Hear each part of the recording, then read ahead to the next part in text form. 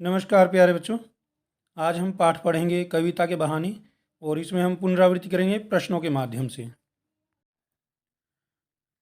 चलिए बच्चों, हम शुरू करते हैं पाठ की पुनरावृत्ति। और हमारा पहला प्रश्न है, पाठ का नाम बताएं। तो हमारा पहला विकल्प है कविता के मायने, दूसरा है कविता के बहाने, तीसरा है बात सीधी दी पर और चौथा है रुबाइयाँ। तो दूसरा विकल्प बिल्कुल सही है, कविता के बहाने। उसके उपरांत दूसरा प्रश्न देखिए, कविता के बहाने कविता के कवि कौन हैं? कुंवर प्रताप, कुंवर नारायण, कुंवर प्रताप सिंह या कुंवर सिंह। तो हमारा सही विकल्प फिर से दूसरा है, बी विकल्प सही होगा, कुंवर नारायण। और उसके उपरांत अगला है, कवि किसके बहाने कविता लिखता है? तो कवि किसके बहाने कविता लिखता है? पहला है चिड़िया, फिर फूल और बच्चों के खेल, और फिर है उपयुक्त सभी। तो ये उपयुक्त सभी हमारा सही उत्तर होगा। उसके उपरांत अगला प्रश्न है, प्रश्न नंबर 4, कविता के बहाने कविता में किसका महत्व बताया गया है? चिड़िया की उड़ान का, फूल के खिलने का, बच्चों के खेल का या रचनात्मक ऊर्जा एवं सृजन शक्ति का। तो यहाँ पर सही उत्तर है रचनात्मक ऊर्जा एवं सृजन शक्ति का। कवि के अनुसार कविता की उड़ान को कौन नहीं जानता? तो पतंग, चिड़िया या फूल, कोई भी कौन नहीं जानता। चिड़िया की उड़ान के संबंध की बात है तो चिड़िया जो है वो कविता की उड़ान को सही से नहीं जानती। उसमें पाठ में बताया गया कि कविता की उड़ान को भला चिड़िया क्या जाने। तो चिड़िया हमारा सबसे सही उत्तर है। उसके उपरांत है, चिड़िया की उड़ान कैसी है? काल्पनिक, सीमित, असीमित या उपयुक्त सभी। तो चिड़िया की उड़ान सीमित है। प्रश्न नंबर 7, कविता के लिखने की तुलना किससे की गई है? धूप से, मुस्कान से, बच्चों से या फूलों से। तो खिलने की तुलना जो की है वो फूलों से की है। और उसके उपरांत फिर कविता की खिलने का क्या अर्थ है?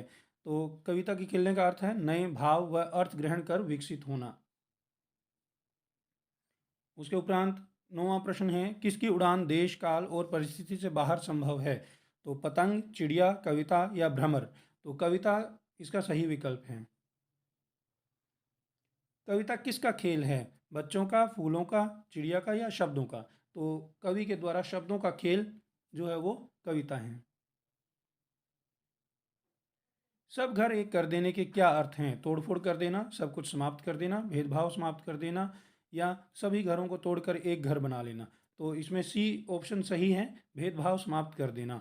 सब घर एक कर देने का अभिप्राय है भेदभाव को समाप्त कर देना। बच्चे भी और कविता भी भेदभाव को समाप्त कर देते हैं। कविता की शक्ति दिखाने के लिए कवि ने क्या क्या उदाहरण दिए हैं? चिड़िया की उड़ान, फूलों का खिलना, बच्चों का खेलना। तो ये तीनों उदाहरण उन्होंने दिए हैं। तो उपयुक्त सभी हमारा सही विकल्प होगा। प्रश्न नंबर 13 देखिए, कविता के संदर्भ में बिना मुरझाए महकने के माने का क्या अभिप्राय है? तो कविता फूल की तरह मुरझा जाती है, फूल कविता से अधिक महकता है, कविता को महकना नहीं आता या कविता अपनी महक को अनंत काल तक बिखेरती रहती है। तो सही विकल्प है डी, कविता अपनी महक को अनंत काल तक बिखेरती रहती है। प्रश्न नंबर 14, कविता के बहाने कविता हमें अवसर देती है। क्या अवसर देती है? तो सही विकल्प है ए, पहला ही उत्तर हमारा सही है। कविता की अपार संभावनाओं को टटोलने का अवसर देती है हमें कविता के बहाने कविता। चिड़िया और कविता की उड़ान के संबंध में सही कथन नहीं है। ध्यान रखिए, ये प्रश्न सही कथन नहीं है, ये बोला है। तो चिड़िया की उड़ान सीमित होती है, बिल्कुल सही है। और चिड़िया की उड़ान असीमित होती है, तो ये विकल्प सही नहीं है। तीसरा विकल्प देखिए, कविता की उड़ान असीमित होती है, ये विकल्प बिल्कुल सही है। तो हमें ढूंढना है कि कौन सा कथन सही नहीं है। तो हमारा जो बी ऑप्शन है वो बिल्कुल हमारा उत्तर बनेगा, क्योंकि यही कथन चिड़िया और कविता की उड़ान के संबंध में सही नहीं है। क्योंकि चिड़िया की उड़ान सीमित होती है, असीमित नहीं होती। वो अपने ही दायरे में उड़ती है, अपने आसपास के क्षेत्र में ही उड़ती है। इस कविता के अनुसार सभी घरों को एक कर देना कौन जानता है? परिवार, अध्यापक, बच्चा या चिड़िया। तो बच्चा। अगला प्रश्न है, प्रश्न नंबर 17, कविता की विशेषता है कालातीत होना, आनंददायक होना या कोई भी सीमा नहीं है कविता के विषय की, या उपयुक्त सभी। तो उपयुक्त सभी, क्योंकि कालातीत भी है कविता, किसी भी काल में ये उतना ही आनंद प्रदान करती है जितना कि जिस समय इसकी रचना की गई थी उस समय। कभी भी कविता भूत भविष्यत या वर्तमान में नहीं रहती, बल्कि वो युगों युगों तक वैसी की वैसी रहती है। इसलिए उपयुक्त सभी हमारा उत्तर सही होगा। आनंद भी देती है और उसके लिए लिखने का कोई सीमा, उसके विषय की कोई सीमा नहीं होती। सीमा नहीं होती इसलिए कहा गया कि जहाँ ना पहुँचे रवि वहाँ पहुँचे कवि, अर्थात कवि की कोई सीमा नहीं होती, कवि की कोई कल्पना की कोई सीमा नहीं होती। वो ऐसे स्थानों का भी वर्णन इतने अच्छे से कर देता है जहाँ पर वो कभी गया ना हो। और इसका सबसे बढ़िया एग्जाम्पल हमारे पास अभियान शाकुंतलम और ऋतु संहार जैसे अद्वितीय ग्रंथ हैं जो कालिदास ने लिखे थे। अब अगला प्रश्न देखिए, 18वां प्रश्न, कविता और चिड़िया की उड़ान में किसको श्रेष्ठ बताया गया है? तो कौवे की उड़ान को, चिड़िया की उड़ान को, या कविता की उड़ान को, या दोनों को? कौवे और कविता दोनों को। तो कविता और चिड़िया की उड़ान में कविता की उड़ान को श्रेष्ठ बताया गया है। प्रश्न नंबर 19 देखिए, फूल का खिलना कविता के खिलने से अलग कैसे है? तो फूल मुरझा जाते हैं और कविता कभी मुरझाती नहीं है, यही अंतर है। तो पहला विकल्प हमारा सही है। 20वां प्रश्न देखिए, कविता के खेल और बच्चों के खेलों में क्या समानता है? दोनों में बंधन की संभावना नहीं होती, ना तो बच्चों के खेल में ना ही कविता के खेल में कोई बंधन की संभावना होती है। तो इसलिए यही विकल्प हमारा बिल्कुल सही है। प्रश्न नंबर 21 देखिए, कविता के पंख लगाकर कौन उड़ता है? कवि, चिड़िया, फूल या समय? तो कवि। कविता के पंख लगाकर के कवि उड़ता है।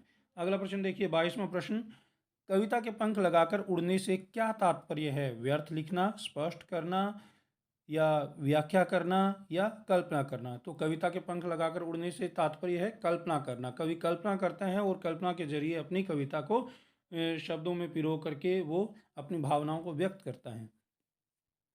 कविता की शैली कैसी है?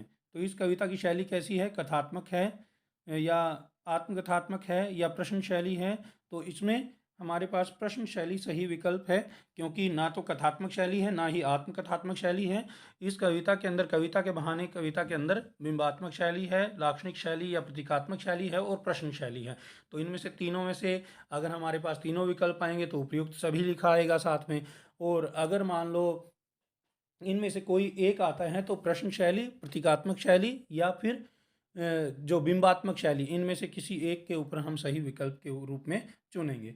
अब प्रश्न नंबर 24 देखिए, बिना मुरझाए कौन महकता है? तो बिना मुरझाए कविता महकती है। प्रश्न नंबर 25, फूल कविता से कम प्रभावशाली कैसे हैं? तो फूल कविता से कम प्रभावशाली इसलिए हैं क्योंकि फूल मुरझा जाते हैं और कविता नहीं मुरझाती।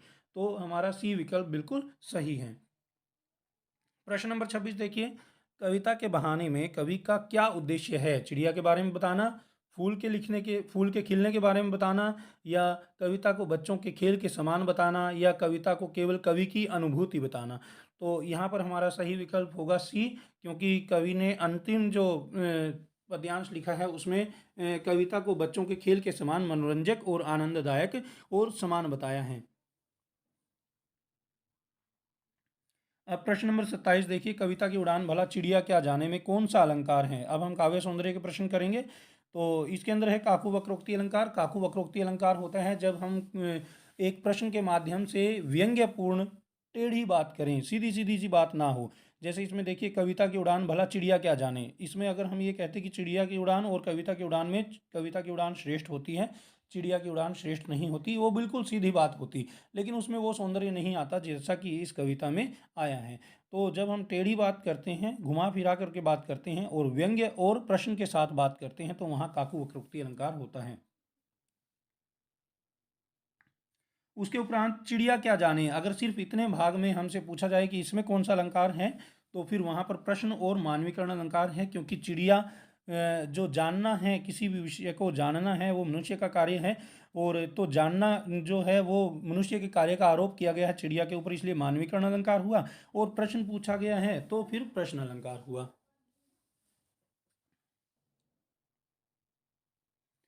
अब अगला प्रश्न 29वां प्रश्न देखिए, बाहर भीतर इस घर उस घर में कौन सा अलंकार है? तो यहाँ पर र की आवृत्ति के कारण से अनुप्रास अलंकार है।